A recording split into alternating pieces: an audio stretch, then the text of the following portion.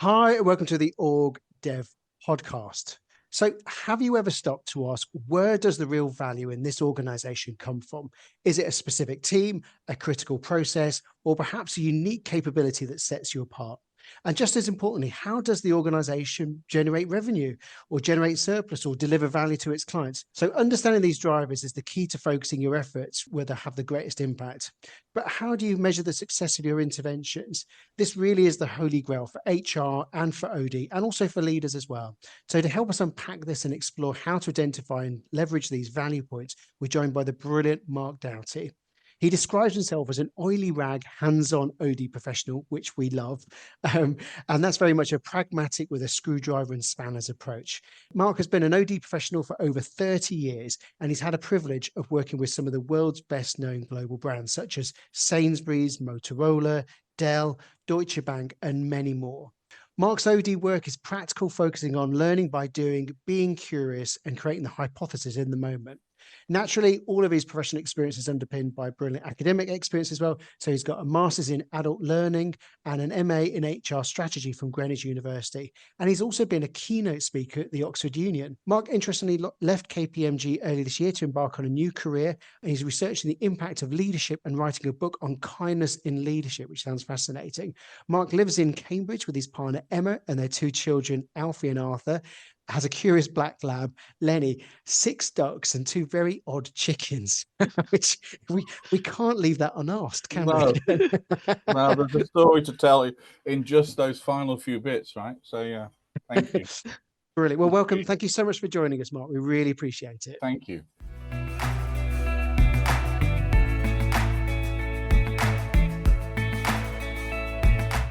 Well, it's lovely to have you with us, Mark. Thank you for joining us. So Thank just you, to kick Danny. us off, just tell us a bit more about your journey to kind of where you are now, kind of your journey into organisation development. How did you find it? You know, I left school very young. I joined the Royal Navy 10 days after my 16th birthday and went into the big bad world of the Royal Navy in the spirit of, I grew up in a village in Shropshire, and within a few days of being in the Royal Navy, started to understand the impact and the role I have in organisation, even at a very small level, working in a team and the need to collaborate and just how leaders affected team morale, etc. And as you do, I tried to make a go of it. I even sort of at one stage was going to be backclassed and perhaps even was going to be kicked out of the Navy. But somehow I survived that and went on and progressed my career to some extent. But after a year, I was homesick and left. So to fast track that story, I then joined Sainsbury's and I started to, at a very base level, fill the shelves at Sainsbury's, get to know retailing in that way, and progress my career within Sainsbury's as the retailer itself. And then was asked to join the training team, and that's when things took off for me. So, in the spirit of working within an environment where at the time the business was growing, we were building teams, we were opening new stores, I was exposed to a whole host of different activities around leadership development, team development. And that's when I got the bug. And so that subsequently my career has grown. I've been fortunate, as Garen has said, to work in some big and large organizations collectively through that time. And I think, like many of your other guests, sometimes we label it OD, other times we call it leadership development, other times we call it learning and development. I think I've probably fluctuated through all of those. But for me, there is something about the work that we do, which in many ways can transform organizations, it can transform teams. And for me, that's the place to play. And I would say it's a learnt process over 30 years. And I've fallen into it and grown into it over time. And I'd like to think I'm still learning now, because it's never a day goes by without I've actually either learned something new or someone's given me some great tips and advice. And how would you define organisation development? What does it look like for you? At a very base level, I would say OD is about understanding how the firm creates value and makes money. So that would always be my compass bearing. How is the firm or the company creating value with its clients, with its customers? I'm probably stealing a quote in terms of Simon Sinek, and says that we know we're all in the people business, and most organizations now are in that people business, and people buy from people they trust. And if we follow the process throughout, then for me, I'm very process driven. I'm Green Belt 6 Sigma 2. So I'm always looking at how value is created in the organization. So for me, OD is around that piece. Are we creating value? Are we making a difference? And ultimately, are we driving some form of commercial impact on the business? And it's something that doesn't often get talked about explicitly, is it? Does it in the kind of OD field? What do you think it is? Why is it so not talked about or unexplored? I don't know. And I think partly, I'd be very candid with you. Some of the models and some of the frameworks that people talk about and some of your guests that talk about, I can almost say almost always after the TED the talk itself, I've gone into watch a TED talk or watch about or learn about the particular model that's been discussed, just for me, because I'm not necessarily fully aware of it. But in terms of then the application of those models, I'm always asking, so what? And I think that's where there's this disconnect, because some of the frameworks and some of the models are very, in my experience, clear and they make sense, but it's actually that translation from that sort of theory into the practice, and actually then at the end of the day, making a difference to the business. And that's where I think is the disconnect. And what was the role of starting your career in this domain in Sainsbury's, for example? Because that's an organisation that has huge turnover but very thin margins, doesn't it? Yes. What role has that played in sort of shaping that approach to making sure that things do have a revenue perspective or an output perspective? Well, even at a very base level, and this, for those people who know me well, I always tell this story, and because it has a links back to my Navy days. So believe it or not, when I first joined the firm and I was stacking on the shelves, I was taught how to put rice on a shelf. So there was a certain way I could do it. And if anybody's been through the retailing experience before, certainly in Sainsbury's days, you were told what sort of instrument you could use to open the box, how to put the box on the trolley in order to open it. And then when you open the box itself and you got the rice out, you had to pat it, you had to put it on the shelf, and you had to get everything in the line. To some people, that is a very long-winded process compared to, say, our competitors at the time, who would just pile it high and stack it cheap. Was it pile it high and sell it cheap? Whereas for me, even today, if I go into a Sainsbury's store, I'll have a visceral reaction to how the rice is stacked because it's still with me. And it was in those early days too that the Pareto sort of analogy came out in terms of 20% of Sainsbury's core products like milk, cheese, bread drove 80% of the revenue. And knowing that, all of a sudden, just was like a flip of a switch for me, because when you start to make some decisions, certainly when you're working on the shop floor as a very junior employee at the time, if I was having to make some decisions in terms of dressing forward, say, the eggs or the butter or the milk or the cheese or the bread, compared to, say, other parts of the store, I would dress those forward first, because it's the impact of those stores, because that part of the store that creates the revenue. And that just stayed with me throughout. It's always been something for me to look at understanding the nuanced part of how an organization makes money, and understanding it not to the extent that I'm an economist or some form of expert, but I just get the basics right, or at least I have some sense of the basics, so that I could have some purposeful conversations with some of the leaders that I then work with. Which is fascinating, isn't it? Interestingly, Danny, you did some time at Sainsbury's. Danny, I did. Mark and I talked about this on the Danny pre-call. has a talent that no one else knows.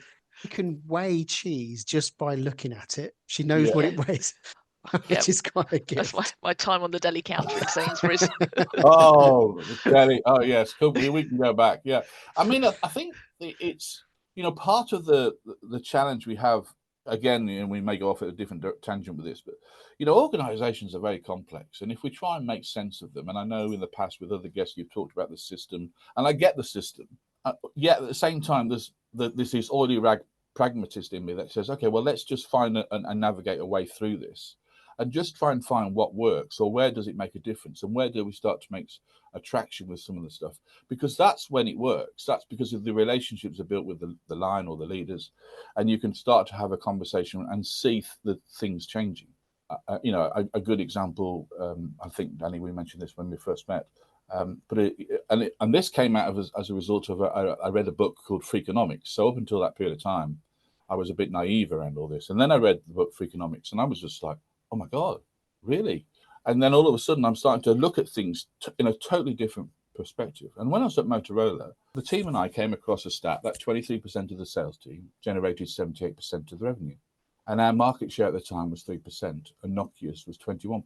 So we had a hypothesis which said, well, it's going to be all men, these 23% are going to be all men selling our latest phones in our biggest markets with our biggest clients. And not one of those were right. And then when we did some more analysis, we found out that actually the top salespeople were actually people who had fallen into a sales role, apart from one. There's always, one. But in the majority, those people who were the high performers in that 23 to 78% example had fallen into a sales career within the last 5 years. So we then had conversations with the talent team, which said we're fishing in the wrong pool for our high performers. Because if we're going after the traditional salespeople, that's not where we need to find them. So we then did some more analysis looking at those high-performing salespeople, then came up with a quotient around, well, let's do a little bit of a quiz and a questionnaire around what it means to identify this type of talent. We then got to a point whereby we could say with some certainty, in fact, with about a 0.8 guarantee, that if anybody filling this questionnaire in scored over 145, hire them, because they'd be successful. And that then just changes the game dramatically, because all of a sudden you're looking at it end to end, you're bringing in people, and you're starting to change the game in terms of how the market shifted. 3 years later, Motorola had a market share up to 19%. And I'm not saying that particular work contributed to all of that. It didn't. But the understanding of how between support that and play it in and then drive capability as a result changed the game in some of the conversations we were having. But that came from just an observation and trying to understand the business rather than trying to sell in a great change model. Well, there's a number of things that stand out from that, but two things that sort of really resonate is, number one is the importance of doing the research and doing data and challenging our natural assumptions, isn't it? And taking the time to do that, because we make so many assumptions daily, don't we, about things. And the second thing is that it is difficult for organization development activities to fully account for its impact, because there are so many mitigating factors, aren't there? You can put a brilliant sales process or put the right salespeople in, but if the product sucks, then it will struggle, won't it? But you Correct. can see it as a significant contributing factor to it, can't you? Absolutely, but sometimes, and there's the phrase I use with the teams I've sort of worked with and managed before, is a phrase around understand the value. And what I mean by that is find where the firm creates value, understand it, and get a sense of it. Because where there's value, there's opportunity. And for me, value doesn't just come from what you sell. You can have risk value, you can have opportunity value, you can have lost value. There's value can be expressed in different terms. So just get to understand it. You don't have to be an expert in it, but just to get to understand it and to hopefully enrich that based on your observation. When I was at Dell, there was a request that they wanted to, so if you can imagine at Dell, it was an era when they were selling, they probably still do, but at the time they were selling computers through a telephone call, and on the screen itself, there would be a countdown clock for the sales rep to sell that computer to the customer. And I forget the exact time, but I think it was about 45 minutes the sales rep had. And over a period of time, the computer would then say, okay, Gary, you now need to move to asking this question so that you can sell the computer. And some of the stats then came out was saying that, look, there's a group of people here that at the end of that are getting 10 out of 10 in their customer service. And we want all our people to be like those who are getting 10 out of 10. So can we come up with a development program that would train everybody to get 10 out of 10 customer service? But because I'd read Freakonomics, I was thinking, yeah, but why are they getting 10 out of 10? So we started to look at it in a different way. And then we started to listen into the calls. And then we started to distinguish the fact, well, there wasn't any real difference apart right at the end. Because as that clock is clicking, the agents would say, I'll tell you what, Garen, if you get this computer today, I'll throw in a mouse mat, I'll throw in a computer bag. And Gary might say, well, I don't know, I'll need to go. He said, Gary, I'll tell you what we'll do the mouse mat, the bag, and we'll throw in a bit of X or Y, whatever that may be. And then the deal would be done. Now, the reality is that in order for that deal to be done, that sales rep had just given away maybe $4 or $5 worth of business. Naturally, when that customer goes then through to the customer service line to end the call and to rate the quality of the call, almost always they're going to be thinking from, I've got a good deal there. Not only have I got the computer, but I got a few things free as well. So they rate it 10 out of 10. But the reality is we were only making 13% on a computer.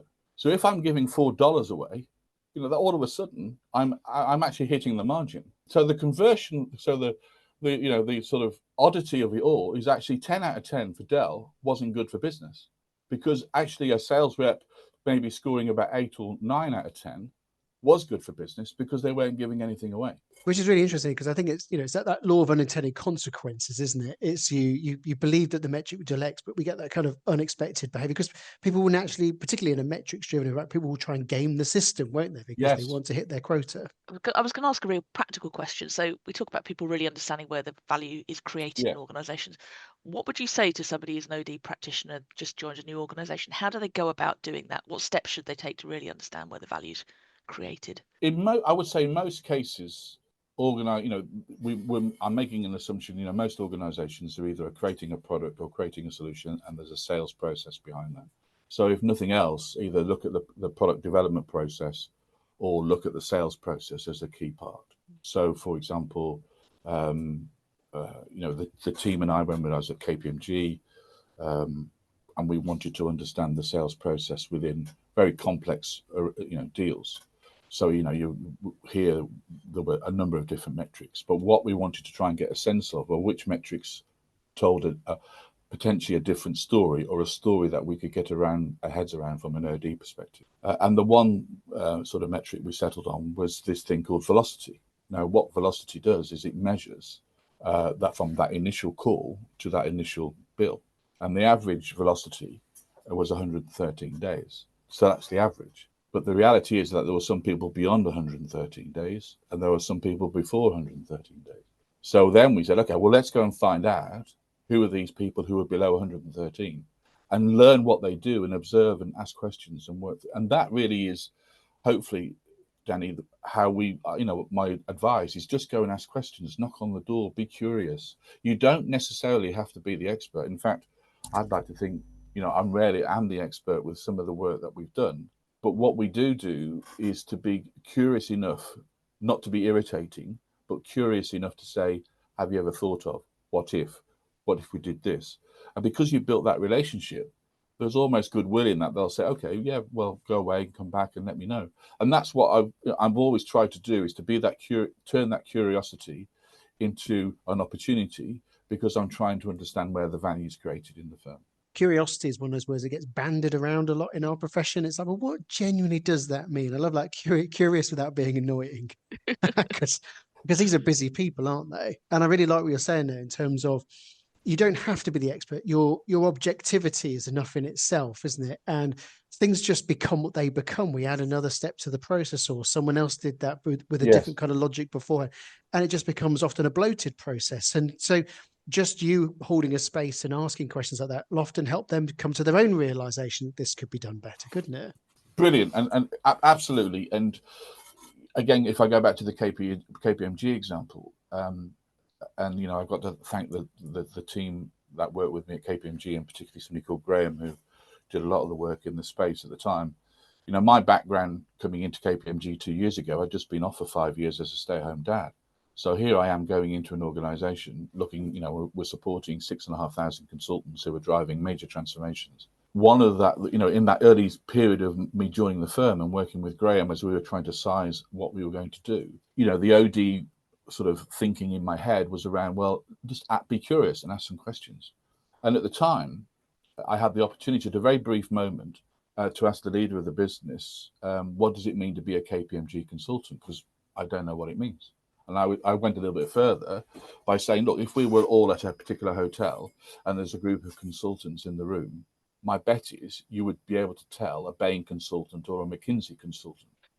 You would know who they are. And you would know, and straight away, as I've said that to you, you're probably thinking, yeah, because you'd think about their behavioural traits and what they are, because that's what we would the default to. So what's a KPMG consultant stand for? How do we know what KPMG does, and what does it feel like to the client? To cut a long story short, Graham and I, we did some work, and we started to ask some questions, and we poked the bear with a stick, as you do. And of all the, here's KPMG, massive organisation, heritage, 100 odd years, but we were able to drill it down to two things that make the difference. KPMG consultant: your ability to build empathy and your ability to collaborate. So when you're working with the client, as they would be, some of our KPMG consultants would go on clients, and they'd work with clients. There'd be 200-300 people in the team at the time with the client. The ability to build empathy and to lean into the client and to work with that client as if the problem was yours, and then the ability behind the scenes to collaborate was the winning. That's what kept us going back into revenue with the clients. That's what made us stand out and slightly different, because we were able to do something very human in the human process that made the difference. And once you know that, Graham and the team, myself, we then created a program. We got that program accredited to the Chartered Institute of Management Consulting. We were the first professional services firm ever to do that. And on the back of that work, Graham then did some great work around, we could actually prove, as a result of some of the teaching that we did, how we could rescue deals and how we could win more money as a result. So, and that took the best part of 18 months to do. So again, in this case, that particular nuanced piece of work is at the start around asking, what does it mean to be a KPMG consultant? Took 18 months to materialize in terms of an end result. Oh, I've got so many questions on what you just said there. Okay, so two things. So one thing is, it sounds like you're doing something that so many organizations miss out, isn't it? So we have our lofty strategy with all of our objectives, which has very little how in there, often quite ambiguous. We have our business plan with our list of things to do. We don't really have a representation of what is reality in there. Like what's the from and to? We've got the two mastered, but organizations often don't look at the capabilities. So what are the specific capabilities that are going to help us deliver that number? What is it that L&D or OD or whatever it is, or HR can do to actually make sure that we're bringing that talent in with that capability? And if not, we can upgrade it ourselves and learn of the KPMG way to do it. Why do you think that is? Because what you've done is quite remarkable, isn't it? At the time, we probably didn't think it was remarkable, because we're following that sort of, hopefully that sort of what we would see logic as, understand how the business makes money, understand where we make the biggest impact, try and understand what the nuance is, how do we create value? So those questions are constantly coming out and building that relationship with the business. Ultimately, and I think this goes back to perhaps something I said earlier, I don't doubt there are potentially other models or other ways of tackling the same problem, perhaps to equal good effect. And there may well be things that we could enhance based on the work I've just described. But the opportunity, and that may be the reason, for that disconnect that you've described. But for me, there's always another sort of a final piece to this model that we're talking about today, is that, does it work? Does it work? So, I hear about these great models and this organization design work, etc. But yeah, I saw a stat the other day that, and it's been apparently the same for the last 20 years, 70 to 80% of organizational change programs fail. Okay, so when are we going to get it right then? So for me, I'm always trying to flip it to the other side, which says, let's just go, have a go. Let's see, learn from doing, see how it works. And as a result of doing that, we can then start to, learn in the moment, learn in the flow, because we're learning too. We have an hypothesis, but we want to test it. And then when we test it, we refined it and we refined it. I mean, in the end, we put 1,000 people through the program in a year, from nothing to 1,000. So, that's some scale too, because not only were we able to prove the process, but we were able to prove the concept. And then we knew that when we were sending colleagues back into the environment, they were able to add real value to the client too. It was a reinforcing loop to the process. Yeah. So my second question then was, how did you get permission or give yourself permission to say, right, I'm going to do this 18-month project and I'm going to go away and I'm going to figure out the secret sauce of this? Like, and particularly with KPMG or like consultancy organizations, your time is very precious. You have utilization rates and all sorts of metrics that are measuring your productivity. And again, sometimes people can see that as a barrier to do a task like this that doesn't have an immediate dividend, does it? No, it doesn't. And I think, again, in fairness to the process, when I came into KPMG, and I don't mind admitting, and I've said it many times, I had imposter syndrome because I'd been off for 5 years, and here I was 2 to 3 months into a role with, the top four, never worked in professional services before, and I didn't see myself as a consultant. I probably had been an internal consultant through my career, but didn't know it. And as you rightly point out, they are leaning into assignments with clients, which are massive pieces of work. I suppose the flow of my thinking, as with the rest of the team, was to build a relationship with the business. Start to understand who creates the value, again, that same language. Who creates the value? Who are the personalities? Who can we build allyships with? Who can we get to know? And who can we start to ask curious questions with, who would either be supportive of or say, yeah, that's a good point, but we did that 5 years ago. You need to go and talk to those people. And actually, that's what happened. Many a time we found actually that there were one or two groups, certainly post-COVID, who had gone off and done their own thing through no fault of their own, because there wasn't something coming from the central team. So there was a resource that we could go and steal shamelessly straight away, if you like, but we invited them into the design process. And then we took a chance by inviting one or two very senior players to come along to a design thinking workshop that we were doing in the autumn. And we didn't know whether they would turn up or not. And they did.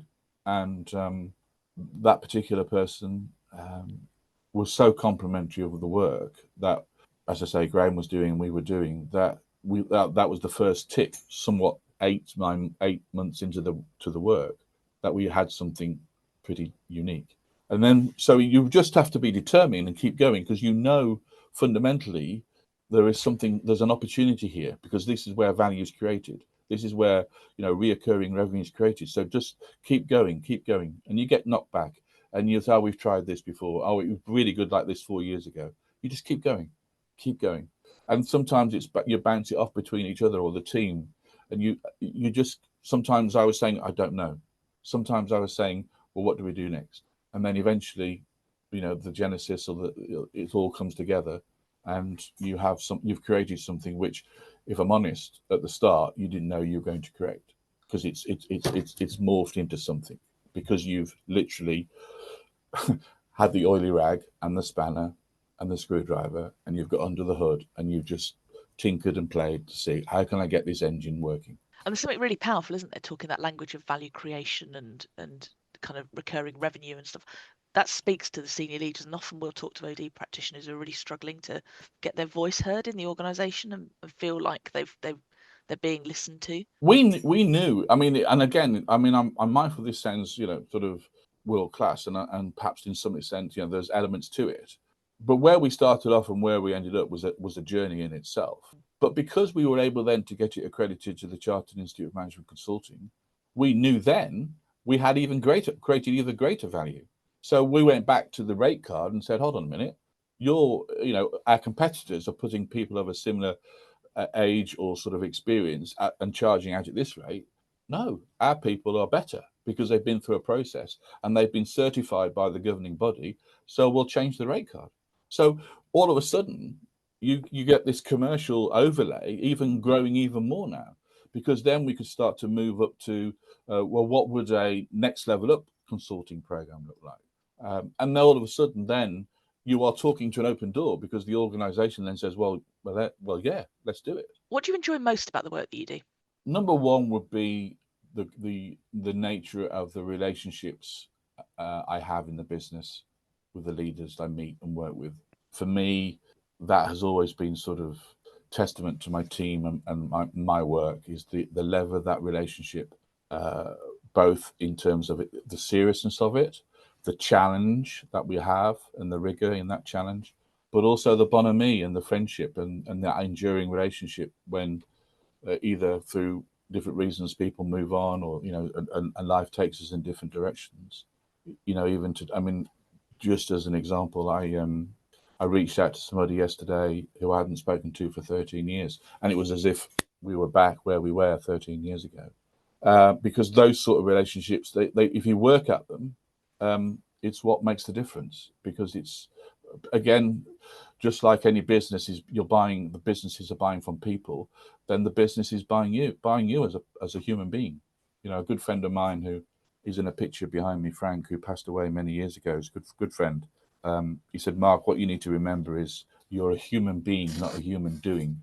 So be more being rather than doing. And that stays with me too. There's an art in being a good, kind person in the organisation, working with the business. You just can't turn up and try and be it. You've got to work at it. And for me, relationships in the business are key. Without that, the opportunity to influence and change the game is a lot harder. You have to almost roll. I used to say to my team, actually, we have to be equal to or better than the KPMG consultant in the way we inform and influence them. Because if we're not, they're not going to buy from us. And the acid test of that also, and I think KPMG is still the case today, they are the biggest learning and development providers in Europe.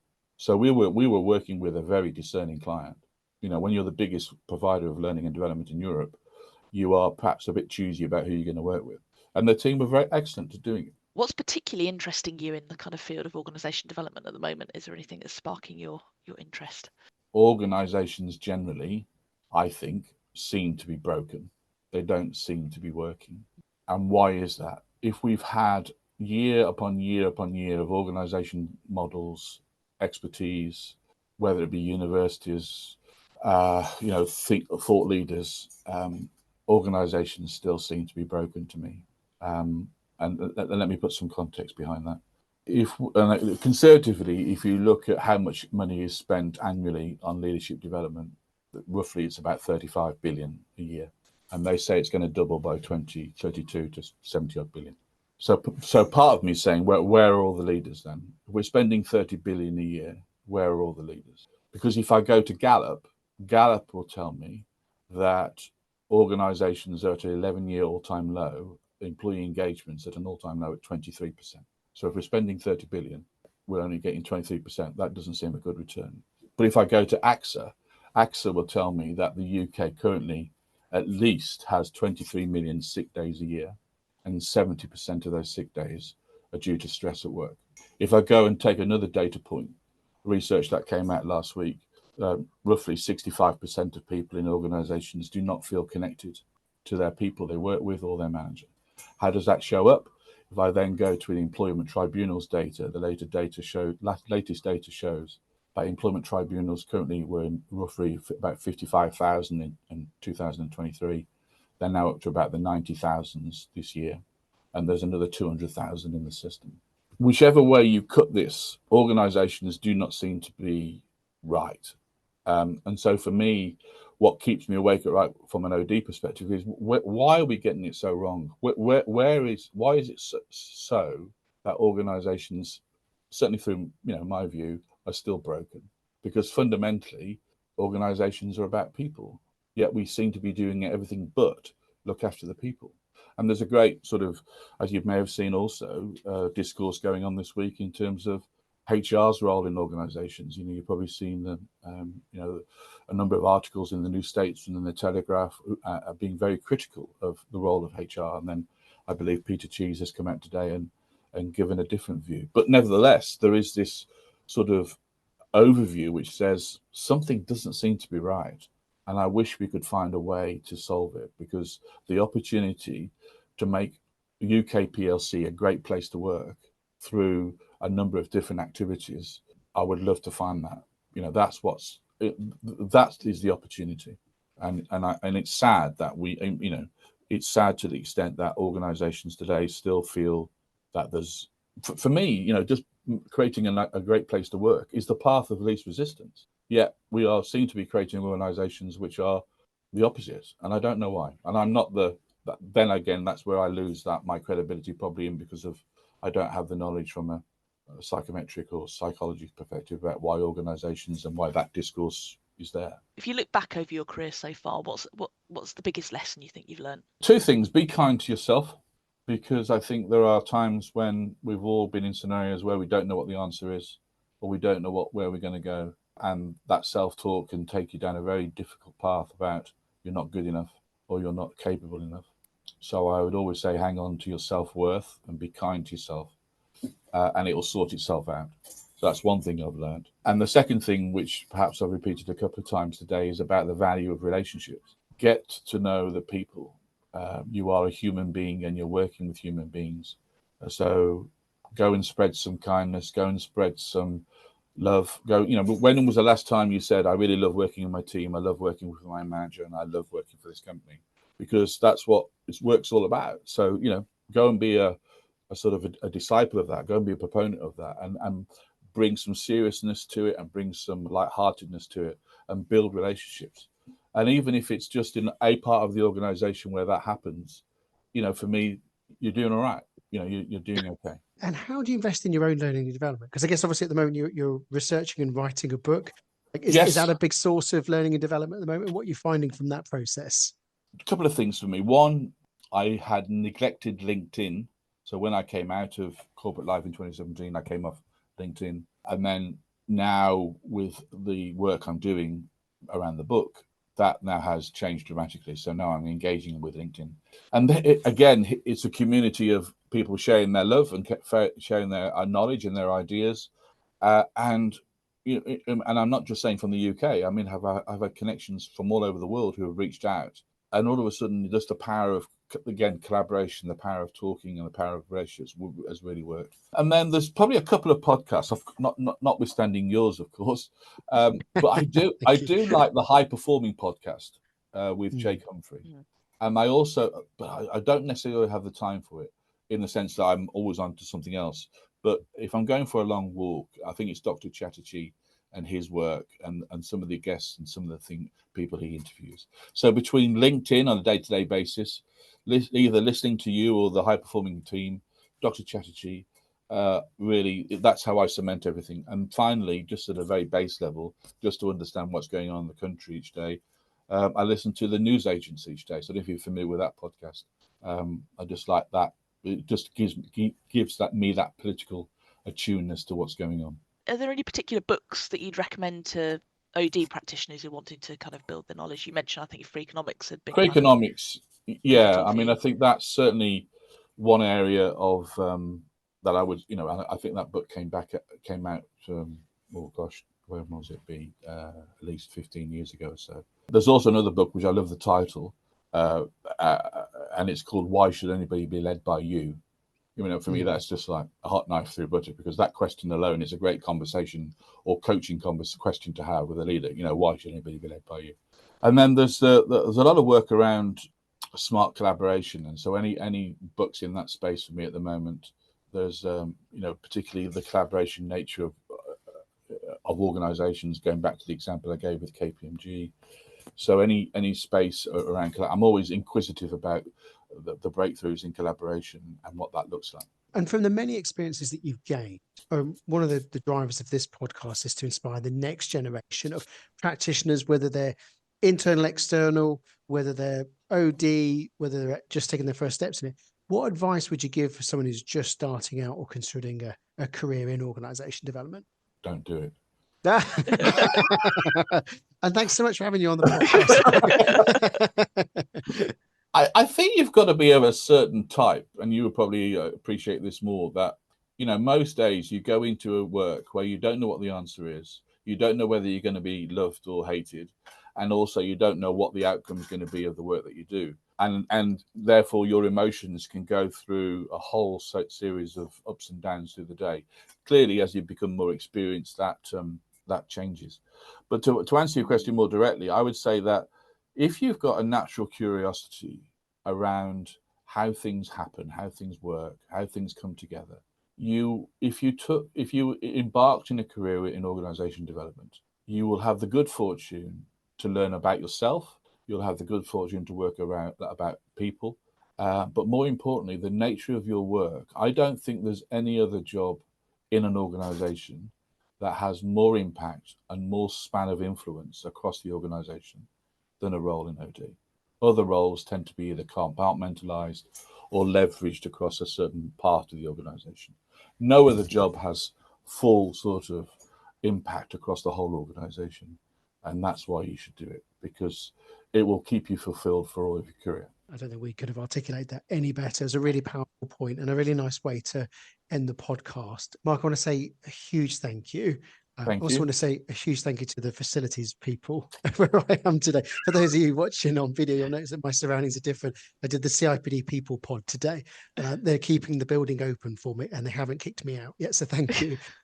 So I want to say a huge thank you. You've just brought a really brilliant combination of things that we haven't explored yet in enough detail. So the importance of value creation, that there is a commercial side to this. You need to have a commercial grip in terms of how you work with organizations, but you can combine it with kindness. They're not mutually exclusive, and they come together really well. And the ability to equip people with the confidence and the curiosity without being annoying, to actually go in and look under the hood and see what's going on, and not necessarily be the expert, but just by being your objective self, you can create immense value. It's been brilliant. So thank you. Danny, what are you taking away from today's conversation?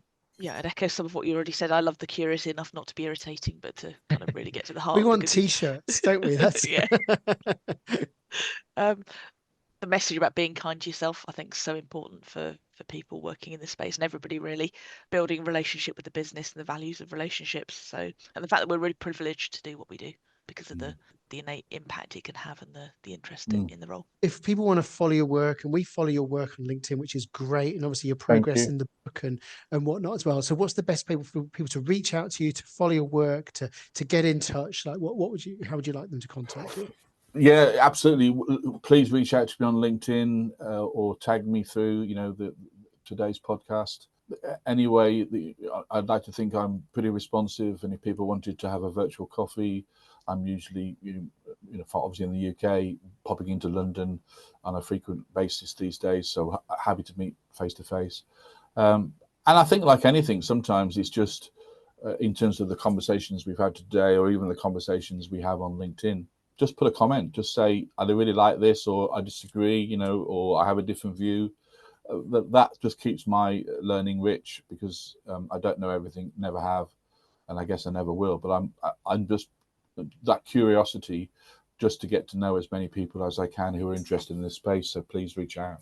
Brilliant. And we'd love you to come back on when you finish the book, if that's okay. We'd love to have an opportunity to read the book. So please get it finished. We want to read it. Yeah, September next year. So I've still got a bit of time.